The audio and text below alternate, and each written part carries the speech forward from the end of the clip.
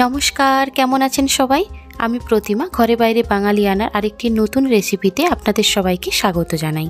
আজ আমি আপনাদের সঙ্গে শেয়ার করব বাঙালির অত্যন্ত প্রিয় লাউ দুধ বা লাউয়ের পায়েস। আজ আমি সবজির দোকানে গিয়েছিলাম, তো সবার প্রথম যেয়ে দেখলাম আমাদের ওয়েস্ট বেঙ্গলে যে গোল লাউ পাওয়া যায় ওটা এসেছে। এখানে সাধারণত লম্বা টাইপের যে লাউটা পাওয়া যায় যেটাকে লকি বলে ওটাই আসে। তাই গোল লাউটা দেখার পর মনে হলো ওয়েস্ট বেঙ্গলের মতন যেহেতু লাউ পেয়েছি তাহলে একবার লাউ দুধ বানিয়েই নেওয়া যাক। সেই জন্য লাউটাকে নিয়ে এসে সবার প্রথম খোসাটা ছাড়িয়ে ছোট ছোট করে কেটে নিয়েছি। আর আগে থেকেই একটু আতপ চালও ভিজিয়ে রেখেছি, প্রায় আধ বাটি পরিমাণ। এবার এই আতপ চালটাকে ছেঁকে নিয়ে মিক্সিতে দিয়ে একটুখানি জল দিয়ে এর একটা পাতলা পেস্ট বানিয়ে নিচ্ছি।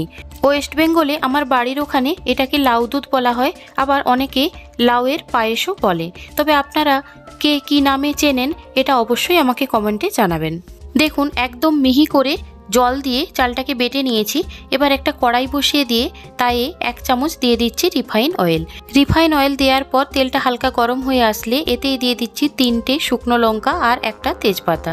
এবার এই শুকনো লঙ্কা আর তেজপাতা তেলের সাথে একটু মিশিয়ে নিয়ে এর উপরে দিয়ে দিচ্ছি খোসা ছাড়িয়ে ছোট ছোট করে কেটে রাখা লাউ। লাউ দিয়ে তেলের সাথে খুব ভালোভাবে আবারও একবার মিশিয়ে নিচ্ছি। যেহেতু এটা লাউয়ের পায়েস বা লাউ দুধ, তাই এতে খুব বেশি পরিমাণ তেল এবং নুনের প্রয়োজন হয় না, খুব অল্প পরিমাণ তেল লাগে। তেলের সাথে মিক্সড করে নেওয়ার পর খুব অল্প পরিমাণ এতে দিয়ে দিচ্ছি নুন, দিয়ে আবারও একবার মিক্সড করে নিচ্ছি। মিক্সড করে নিয়ে ঢাকনা বন্ধ করে লাউটাকে হালকা সেদ্ধ হতে দিচ্ছি। প্রত্যেকটি বাঙালি বাড়িতেই এই রেসিপি প্রায় হয়েই থাকে, আর ছোটবেলা থেকে আমরা এই সব রেসিপি খেয়ে অভ্যস্ত। তবে আমাদের পরের প্রজন্ম মানে আমাদের ছেলেমেয়েরা তারা কিন্তু যেহেতু বাড়ির বাইরে, তাই এই সমস্ত রেসিপি কোনোদিনও দেখেওনি চোখে। তাই ভাবলাম একটু ওদেরকেও এর স্বাদ গ্রহণ করাই। কিছুক্ষণ পর কড়াইয়ের ঢাকনা খুলে লাউটাকে একবার নেড়ে দিলাম। লাউয়ের মধ্য থেকে অনেকটাই জল বেরিয়ে এসেছে, লাউটা সেদ্ধ হতে থাক। ততক্ষণে একটা নারকেল ভেঙে নিই, নারকেল ভেঙে নারকেলটাকে কুড়ে নেই। চলুন, আমরা বাঙালি বাড়ির ছেলেমেয়েরা ছোটোবেলা থেকে লাউয়ের ক্ষীর, লাউয়ের বিভিন্ন রকম রেসিপি, এমনকি তালের ক্ষীর অনেক কিছুই খেয়েছি। আজকে এই লাউ দুধ বানাতে গিয়ে আমার একটা কথা ভীষণভাবে মনে পড়ছে। ছোটোবেলায় দাদু মাঝে মাঝেই বলতো লাউয়ের ক্ষীর বানাও, কখনো বলতো আবার তালের ক্ষীর বানাও। তবে তালের ক্ষীর আমিও খেয়েছি, এখন কিন্তু আর সেসব জিনিস আর হয়ই না বললে চলে। দেখুন লাউটা অনেকটাই সেদ্ধ হয়ে গিয়েছে।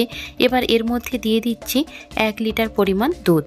এক্ষেত্রে বলে রাখি লাউয়ের পরিমাণ অনুযায়ী দুধ, চিনি, নুন সমস্তটাই কিন্তু কম বেশি করে নিতে হবে।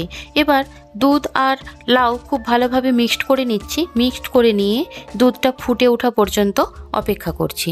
দুধটা ফুটে হালকা কমে আসবে এবং লাউটাও ততক্ষণে এর মধ্যে ভালোভাবে সেদ্ধ হয়ে যাবে। চলুন ততক্ষণে নারকেলটা কুড়ে নেই।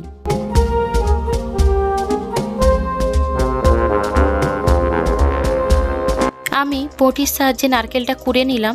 দেখুন ঠান্ডার জন্য নারকেলটা কুড়ে নেওয়ার পরেই শক্ত হয়ে জমে গিয়েছে। অতিরিক্ত ঠান্ডার জন্য নারকেলের তেল জমে শক্ত হয়ে গিয়েছে। নারকেল কুড়ে নেওয়ার পর 4টে এলাচ আমি থেঁতো করে রাখছি। এই এলাচটা লাগবে এখন না, যদিও লাগবে নামানোর আগে, মানে লাউ দুধটা যখন হয়ে যাবে তখন এই এলাচ গুঁড়োটা দিয়ে লাউ দুধটাকে ঢাকনা বন্ধ করে 10 মিনিট রাখবো। এলাচ গুঁড়ো হয়ে গিয়েছে এবং দুধটাও হালকা কমে আসার পর এর মধ্যে আমি চালের যে পেস্টটা বানিয়ে রেখেছিলাম বা আতপ চালের যে বেটে রেখেছিলাম সেটা দিয়ে একটু ফুটিয়ে নিয়েছি। যদিও সেই ভিডিওটা স্কিপ হয়ে গিয়েছে তাই মুখে বলে দিলাম। মানে 1 লিটার দুধ প্রায় 600তে পরিণত হয়েছে এবং চাল বাটা যে দিয়েছি, আতপ চালের বাটাটাও খুব ভালোভাবে সেদ্ধ হয়ে গিয়েছে। এই সময় এতে দিয়ে দিচ্ছি 1 বাটি পরিমাণ চিনি। এক্ষেত্রে চিনিটা কম বেশি করে নেওয়া যায়, যে যেরকম মিষ্টি খায় সেই হিসাবে দেওয়া যায়। প্রথমে আমি 1 বাটি পরিমাণ চিনি দুধ আর লাউয়ের সাথে খুব ভালোভাবে মিশিয়ে নিচ্ছি। মিশিয়ে নেওয়ার পর আমি টেস্ট করে নিচ্ছি। এতে চিনির প্রয়োজন থাকলে আমি আবারও চিনি দেব। টেস্ট করে নেওয়ার পর দেখলাম মিষ্টি আরেকটু দিলে ভালো হয়, সেই কারণে আবারও হাফ বাটি পরিমাণ চিনি এর মধ্যে দিয়ে খুব ভালোভাবে মিশিয়ে নিচ্ছি। চিনিটা খুব ভালোভাবে মিশিয়ে নেওয়ার পর এর মধ্যে দিয়ে দিচ্ছি আগেই যে নারকেলটা কুড়ে রেখেছিলাম সেই নারকেল কোড়া, এবার এর মধ্যে দিয়ে দিচ্ছি। অনেকেই এই দুধ লাউ যখন বানায় তখন লাউটাকে সেদ্ধ করে তারপর দুধের মধ্যে দেয়, কিন্তু আমি কোনো রকম সেদ্ধ ছাড়াই সম্পূর্ণ কাঁচা লাউ দিয়ে কিভাবে দুধ লাউ বা লাউ দুধ বানানো যায় সেটাই আপনাদের সাথে শেয়ার করলাম। যদি ভালো লাগে অবশ্যই আপনারা একবার বাড়িতে বানিয়ে খেয়ে দেখতে পারেন। রেসিপিটি ভালো লাগলে লাইক, কমেন্ট এবং শেয়ার করার অনুরোধ রইল। এই শীতের দুপুরে বা বিকেলে মা, ঠাকুমা, এমনকি শাশুড়ি মার হাতে এই লাউয়ের পায়েস বা লাউ দুধ, দুধ লাউ যাই বলি না কেন প্রচুর পরিমাণে খেয়েছি।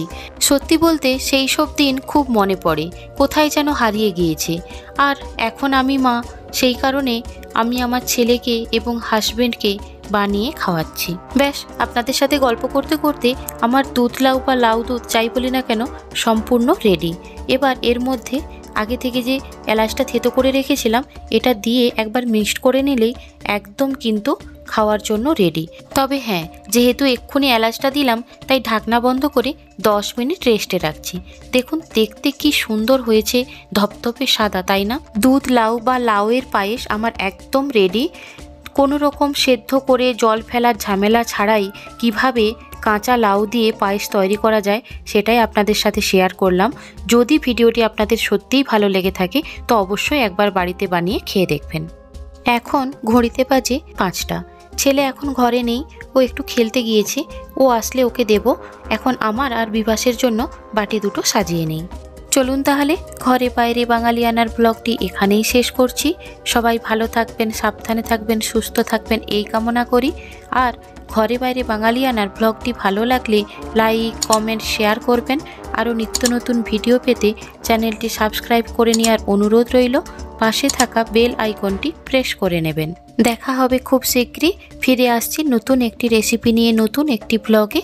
ভিডিওটি দেখার জন্য সবাইকে অসংখ্য ধন্যবাদ।